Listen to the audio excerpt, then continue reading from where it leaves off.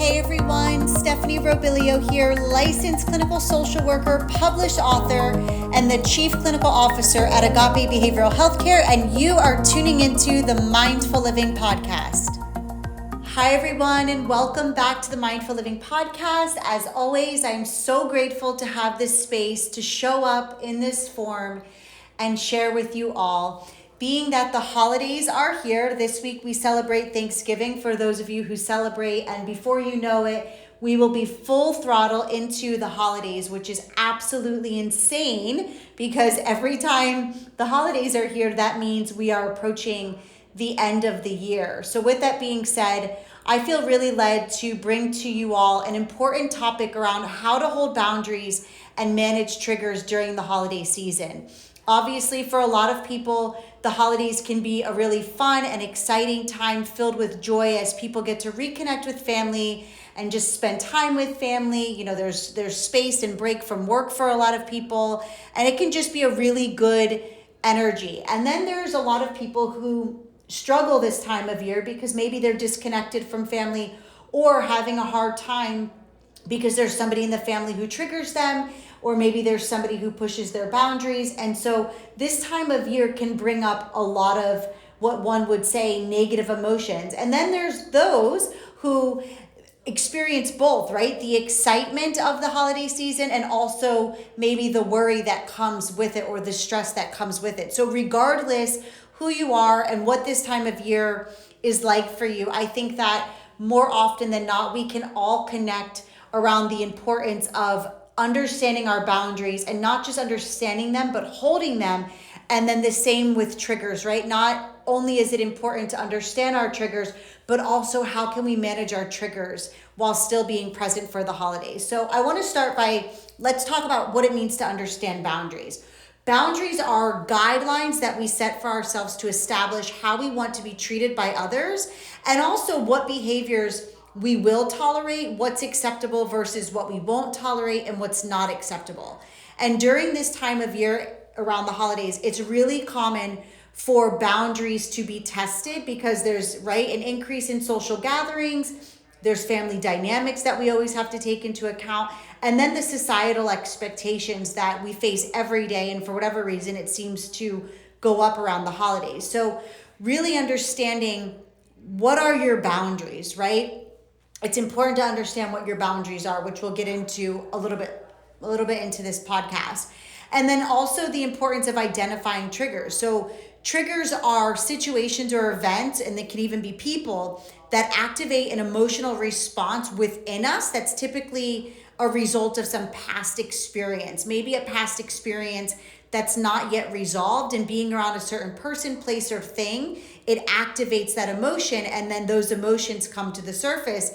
And if we're not careful, it can get very messy. And so it's typical that when we are in family gatherings or even having conversations with loved ones or participating in certain traditions, those triggers can happen. And that's why identifying triggers can really help you prepare and manage your reactions effectively, with the intention that once you're aware of who and what your trigger is, it puts you in a position to where you're actually not reacting, but rather able to respond. So when it comes to both boundaries and triggers, there's a few different key parts that are really important. So starting with boundaries, right? I want to offer you all 3 strategies to really help you hold your boundaries. One, for those of you who have been connected with me for a while, or maybe even have either of my workbook, Well Now or Mindful Makeover, you know that I put so much emphasis on the importance of self-awareness. Self-awareness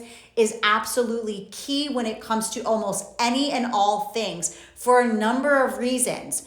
But as it relates to boundaries, when you take time to reflect on your boundaries and your triggers before family gatherings, or really any gathering, it allows you to understand what makes you uncomfortable. And it also puts you in a position to be able to get very clear about what you're willing to tolerate versus what you're not willing to tolerate. So if you give yourself the time and space before you go into a family gathering or some family holiday event, that will allow you to really take the time to get clear about what's acceptable versus what's not acceptable, as opposed to not giving yourself the time and space to get clear on that and just jumping right into a family dinner or a family gathering. And then, there's going to be that person who may say or do something to trigger you or push your boundaries.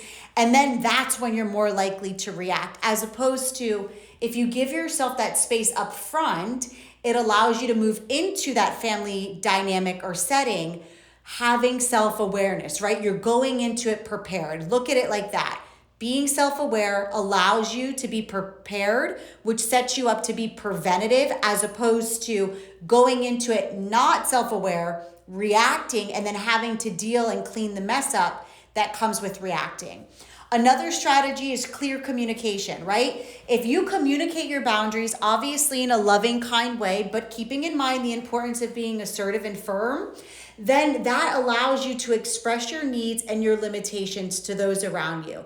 Something that I've learned in my own life is that our loved ones aren't mind readers. They don't know what our boundaries are. And so it falls on us to clearly communicate what our boundaries are. And when you do it in such a way that is loving and kind, nobody can take that away from you. It's your right to have boundaries, and it's also your responsibility to have boundaries. And this might look like saying no to certain events or choosing not to participate in certain discussions that maybe you find de-stressing, right? Those family topics that don't feel well in your nervous system, you are allowed to say no to those conversations. But remember, you have to be clear up front, right? So that clear communication is really important, because what I have found is, let's say you aren't clear and you start participating in a certain conversation, just using this as an example. And then when you get too deep in the conversation and let's say it doesn't feel well, it can be a little bit difficult to kind of find your way out of that or pull back. So better to be clear up front. That way everybody's on the same page. And then again, when you're clear up front, asserting your boundary in a loving way, nobody can take that away from you. Nobody. And then another strategy is setting realistic expectations. This one is so important. If you're anything like me, there was a time in my life where I would get so lost in the idea of what I thought a family gathering would be, or what I wanted a family gathering to be.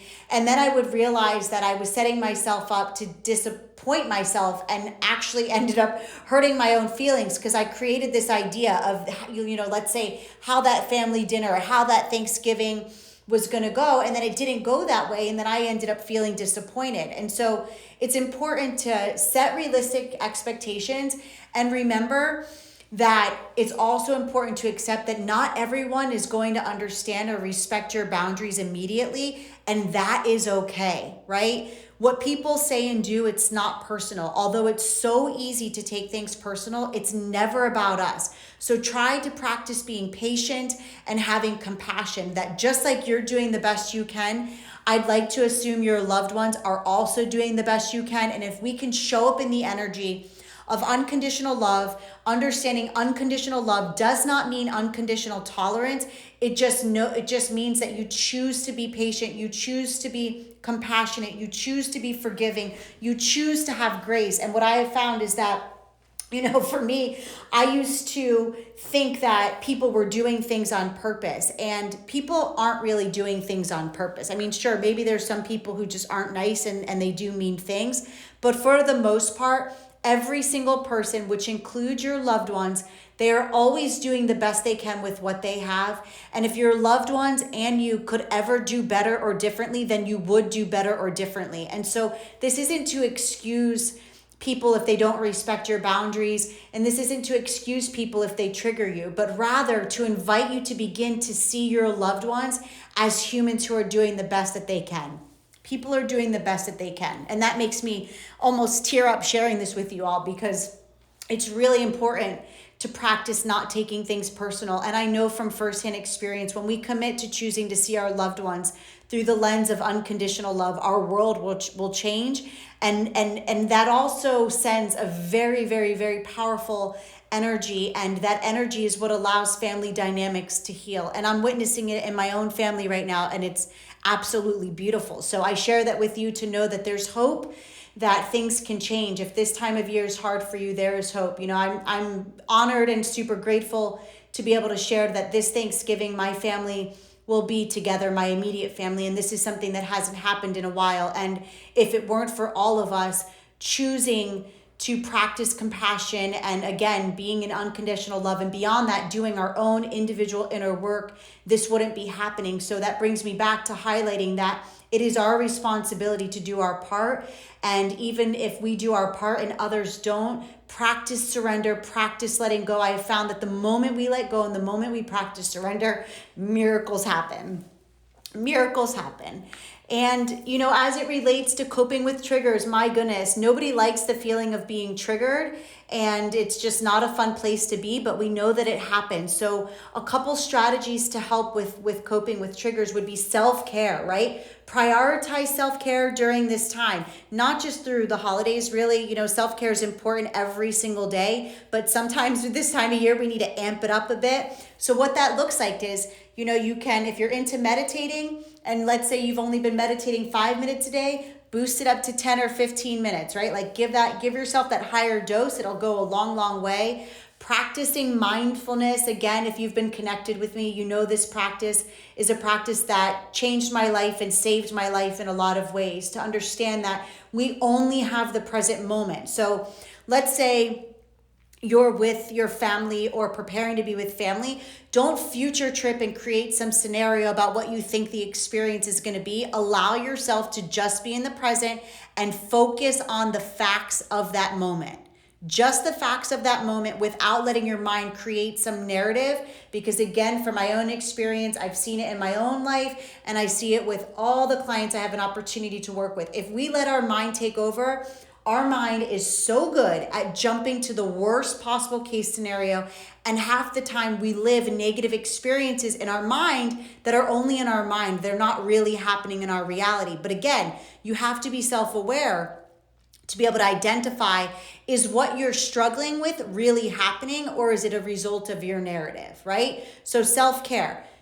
That brings it back to just staying committed to mindfulness as often as possible. And then engage in activities that bring you comfort and peace, right? Choose to do things that bring you joy, the activities that you have fun doing. Do not say yes to anything you don't want to do, especially out of obligation, because I know as a recovering people pleaser, if we say yes out of fear of letting someone else down or out of obligation, not only do we neglect our own emotional needs, but what happens is that can turn into resentment. And that's a whole other podcast. We could talk about resentment for hours. So let's not even go there, right? Only say yes to the things you truly want to do, and only participate in what you want to do. You're allowed to say no, and you're allowed to say yes. That's completely up to you.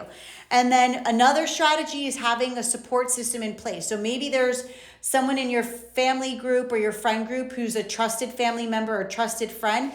Go to that person ahead of time and say, hey, do you think that I could lean on you if I need support? What would that look like, right? Having that person identified ahead of time really will help hold you accountable to cope with your triggers. And then it could also really help to avoid certain situations, because let's say you're sitting there and you're feeling triggered by somebody, you can very calmly and kindly excuse yourself and call that person. They're already said yes, that they'll be available for you, and then that solves that.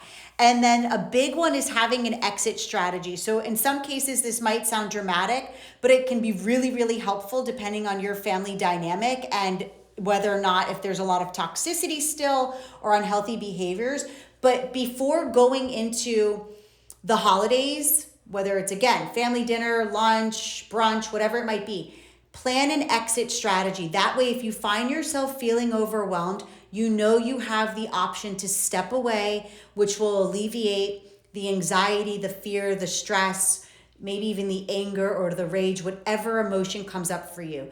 Figure that out ahead of time. This will support you in responding to situations as opposed to reacting. So again, as it comes to your boundaries, and I'll put all this in the show notes, but just having self-awareness, clearly communicating your boundaries, setting realistic expectations so you don't hurt your own feelings, prioritizing self-care, having that one safe buddy or family member in place, and then planning an exit strategy if that applies to your current family situation. And just know, as we continue to navigate not only this moment, but every moment moving forward through the holidays and even beyond the holidays, You are allowed to prioritize your mental health. It's okay to prioritize your mental health. It's also really okay to know that during this time of year, it's okay to not be okay.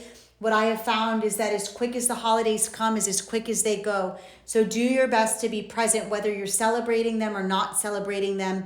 Be present as often as possible. And most importantly, be nice to yourself, right? All that love and kindness that you give to others, give back to yourself. And just know that even though holding boundaries and managing triggers might be challenging, this is such an important step towards a more peaceful holiday experience, and you are entirely up to you. So I hope that you find this information to be insightful and empowering, and just know that you are allowed to take whatever time you need and practice compassion one moment at a time. As always, thank you for tuning in. I love you all so much, and I'm so grateful that you stay connected with me. Enjoy what you can and let go of what's out of your control. Until the next time. Thank you so much for being here with me today. If you found today's episode to be insightful and inspiring, drop me a review so together we can help the next person, and come connect with me on social at Stephanie Robilio, and find all of my books on Amazon. Until the next episode, stay mindful and always remember the power that lives inside of you.